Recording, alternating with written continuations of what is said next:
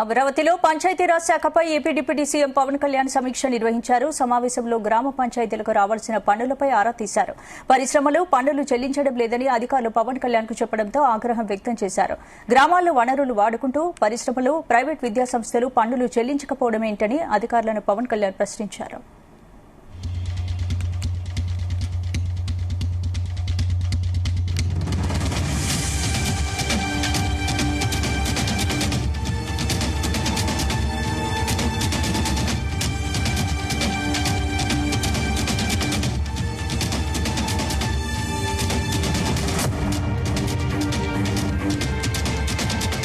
ఈ అంశానికి సంబంధించి మరిన్ని అప్డేట్స్ మా కరెస్పాండెంట్ సాంబశివరావు అందిస్తారు. Sambasivarao, good evening. స్పందన.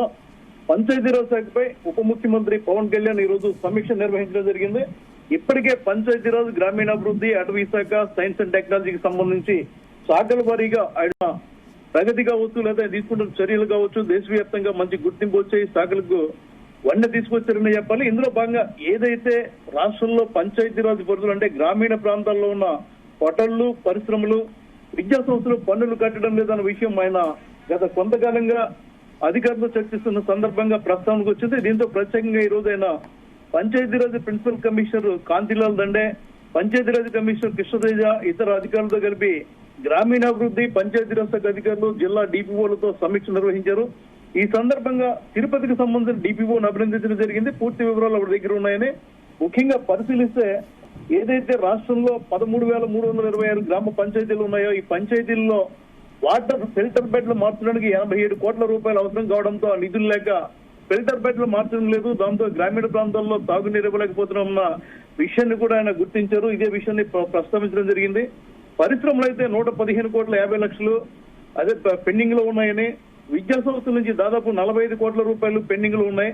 మనం అన్ని మౌలిక వసతులు కల్పిస్తున్నాం, మన దగ్గర నుంచి వాళ్ళు అన్ని ఉచితాలు తీసుకుంటున్నారు, పరిశ్రమలు పెట్టినందుకు ఇతర బెనిఫిట్స్ కూడా ఇవ్వడం జరుగుతుంది, ఎందుకు పన్ను కట్టట్లేదు, ఎందుకు మీరు వసూలు చేయడం లేదని చెప్పి సీరియస్ గా ప్రశ్నించడమే కాకుండా జిల్లాల వారీగా విశాఖ నుంచి నెల్లూరు వరకు జిల్లాల వారీగా డిపోలు, గ్రామీణాభివృద్ధి అధికారులను ఆయన ప్రశ్నించడం జరిగింది. ఈ సందర్భంగా పరిశీలిస్తే ఈస్ట్ గోదావరికి సంబంధించి ఏదైతే ఏపీ పేపర్ మిల్ ఇటీవల రాజమండ్రి వచ్చి ఆయన వారికి వార్నింగ్ ఇచ్చారో ఆ ఏపీ పేపర్ మిల్ 13 కోట్ల రూపాయలు పెండింగ్ ఉన్నట్టుగా ఆయనే స్వయంగా చెప్పి ఇమ్మీడియట్లీ వాటిని కలెక్ట్ చేయమని చెప్పి ఆదేశించడం జరిగింది. అదేవిధంగా గ్రామ పంచాయతీల్లో పూర్తి స్థాయిలో ఏదైతే కొన్నిటికి సబ్సిడీలు ఉన్నాయో అవి మినహాయించి గ్రామీణ ప్రాంతాల్లో ఉన్న పరిశ్రమలు, హోటళ్లు, అదేవిధంగా విద్యా సంస్థలతో పాటు నిబంధనల ప్రకారం పన్ను చెల్లించాల్సిన ప్రతి ఒక్కరి దగ్గర ఆదాయాన్ని వసూలు చేస్తే దాదాపు 5,000 కోట్ల రూపాయల పైగా ఆదాయం వస్తుంది. ఎందుకు దీనిపైన చర్యలు తీసుకోవట్లేదని చెప్పి ప్రశ్నించడం జరిగింది. 3 నెలలుగా పంచాయతీల్లో పనిచేసే శానిటరీ కార్మికులకు, పారిశుద్ధ్య కార్మికులకు జీతాలు ఇవ్వడం లేని విషయాన్ని కూడా ఆయన ప్రస్తావించారు. ఈ నిధులన్నీ వసూలు చేసి పెండింగ్ లేకుండా చూస్తే గ్రామాలను సంపూర్ణ పారిశుద్ధ్యం అమలు చేయడం, వీధి లైట్ల నిర్వహణ, సురక్షిత మంచినీటి సరఫరాతో పాటు కార్మికులకు రెగ్యులర్ జీతాలు పెంచడంతో పాటు రెగ్యులర్ గా జీతాలు చెల్లించే విధానం కూడా అమల్లోకి వస్తుంది. ఆ దిశగా చర్యలు తీసుకోవాలని చెప్పి ఆదేశించడం జరిగింది. రాజమండ్రి తూర్పు గోదావరికి సంబంధించిన డిపిఓ మాట్లాడుతూ ఏదో విద్యా సంస్థలకు సంబంధించి కొందరు పెద్దలు ఉన్నారు, వాళ్ళు కట్టట్లేదని చెప్పినప్పుడు కూడా ఆయన సీరియస్ అయ్యారు.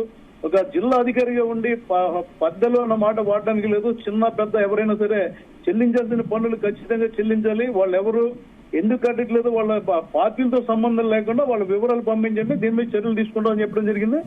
అదేవిధంగా రాష్ట్ర వ్యాప్తంగా ఎక్కడైతే ఈ పరిశ్రమలు కానీ, హోటల్స్ కానీ, విద్యా సంస్థలు కానీ చెత్త తెచ్చి రోడ్డు మీద పోయడం, రోడ్డు మీద కనపడడం సంఘటన చేస్తుంది. ఇక నుంచి ఎటువంటి పరిస్థితుల్లో కూడా రోడ్డు మీద చెత్త కనపడకూడదు. దీనికి సంబంధించి ఏదో 1 రోజు 2 రోజులు, వారం రోజులు స్పెషల్ గా కాకుండా నిత్యం ఈ కార్యక్రమాన్ని నడిపించాలి, సంపూర్ణ పారిశుధ్యం అమలు కావాలని చెప్పి ఆయన ఆదేశించారు. 2016-17 నుంచి చాలా వరకు ఎవరైతే కోర్టు కేసులు ఉన్నాయో కోర్టు కేసులకు సంబంధించి ఈ పంచాయతీ ఇచ్చిన నోటీసులు కోర్టుకు వెళ్లారు, కోర్టులో పెండింగ్ ఉన్నాయి, దాని మీద మాట్లాడడం జరిగింది. అప్పుడు కోర్టు కూడా ముందు 50% చెల్లించండి, మిగిలింది పంచాయతీ తీర్మానాల ప్రకారం ముందుకెళ్ళని చెప్పారు. దాని ప్రకారం ముందుకెళ్తే తూర్పు గోదావరిలో ఆదాయం పెరిగిందని తూర్పు గోదావరి డిపిఓ చెప్పడం జరిగింది. ఇక కాకినాడ డిపిఓ వచ్చేసరికి 2 పెద్ద విద్యా సంస్థల ముందు పన్ను కట్టడానికి నిరాకరించాయి. దాని మీద తాము ఏదైతే కొత్తగా గతంలో గ్రామ పంచాయతీలు ఉండేవి, అదేవిధంగా గ్రామ వార్డు సచివాలయాలు ఉండేవి, ఇప్పుడు స్వర్ణ పంచాయతీ పోర్టల్ తీసుకొచ్చి పూర్తిగా ఆన్లైన్ చేశారు. ఆన్లైన్ లో వాళ్లే నేరుగా పన్నులు చెల్లించే విధానాన్ని అమలు పెట్టిన తర్వాత ఇది అమల్లోకి వచ్చింది. ఏదైతే ఆదిత్య యూనివర్సిటీ ఉందో వాళ్ళు కేవలం 19 కోట్లు కట్టేవారు. దీన్ని ఈ కొత్త పార్టీలు అమల్లోకి వచ్చిన తర్వాత 19 లక్షల నుంచి 64 లక్షలు కట్టడం జరిగింది. అదేవిధంగా ప్రగతి అనే విద్యా సంస్థ కేవలం 3 లక్షలు మాత్రమే కట్టేది, ఇప్పుడు 20 లక్షలకు పెంచడం జరిగింది. ఈ మరో షుగర్ పరిశ్రమ 24 లక్షలు చెల్లించింది, దాన్ని ఇప్పుడు 52 లక్షలకి పెంచడం జరిగింది. వాళ్ళు చెల్లించారని కూడా చెప్పడం జరిగింది. ఎక్కడైతే అంటే పశ్చిమ గోదావరి జిల్లా రివ్యూ సందర్భంగా అక్కడ డిపిఓ పూర్తి స్థాయిలో పనిచేయలేదు, వెంటనే నివేదిక ఇమ్మని అడగడం కూడా జరిగింది. ముఖ్యంగా పంచాయతీల ఆదాయం పెంచేందుకు, తద్వారా గ్రామాలలో మౌలిక వసతుల కల్పన పైన ఉప ముఖ్యమంత్రి పవన్ కళ్యాణ్ దృష్టి సారించారని చెప్పాలి. ఈ సమావేశంలో పాల్గొన్న కమిషనర్ రవితేజ కూడా అధికారులను శుతిమెత్తగా మందలించడం జరిగింది. పూర్తి స్థాయిలో పనిచేయండి, చిన్న పెద్ద అన్న తారతమ్యాలు లేవు. ఎక్కడైతే రాష్ట్రంలో కొన్ని విద్యా సంస్థల అధిపతులు తాము దీన్ని హెరిటేజ్ కింద కన్సెషన్ అడుగుతున్నారు, ఎలాంటి కన్సెషన్లు లేవు, పూర్తిగా 100% కట్టాల్సిందే. ఇది ఎడ్యుకేషనల్ ట్రస్ట్ అయినప్పటికీ కూడా ఎలాంటి మినహాయింపులు రాష్ట్ర పంచాయతీరాజ్ చట్టంలో లేవు కాబట్టి 100% వసూలు చేయమని ఆదేశాలు జారీ చేశారు.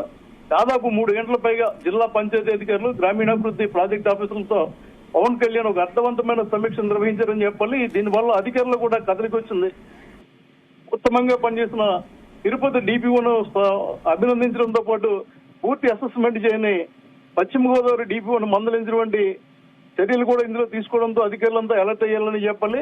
కాకినాడ డిపిఓ ముఖ్యమంత్రి కార్యక్రమంలో ఉన్నందువల్ల ఆలస్యంగా వచ్చిందని చెప్పి క్షమాపణ చెప్పిన తర్వాత ఆయన కూడా వివరాలు ఇచ్చారు. మొత్తం మీద పరిశీలిస్తే 100% పన్నులు వసూలు చేయడం, అదేవిధంగా మరోసారి రీఅసెస్మెంట్, ఏదైతే ప్రస్తుతం పన్నులు చెల్లిస్తున్నారో నిబంధనల ప్రకారం పెంచవచ్చా, పెంచితే ఏ మేరకు పెంచాలన్నది కూడా 2-3 రోజుల్లోనే అధికారులంతా ఆయా సంస్థలకు వెళ్లి ముఖ్యంగా ఈ 3 మీద దృష్టి సారించారు. ఎందుకంటే సామాన్య మానవులు అనా పైసలతో సైతం పన్ను కడుతున్నారు, కానీ విద్యా సంస్థలు, పరిశ్రమలు, హోటళ్లు మాత్రం ఎందుకు కట్టరు? విద్యా సంస్థలు పేదలకు ఉచితంగా చదువు చెప్పడం లేదు, కానీ వాళ్ళు మాత్రం బెనిఫిట్స్ పొందుతున్నారు.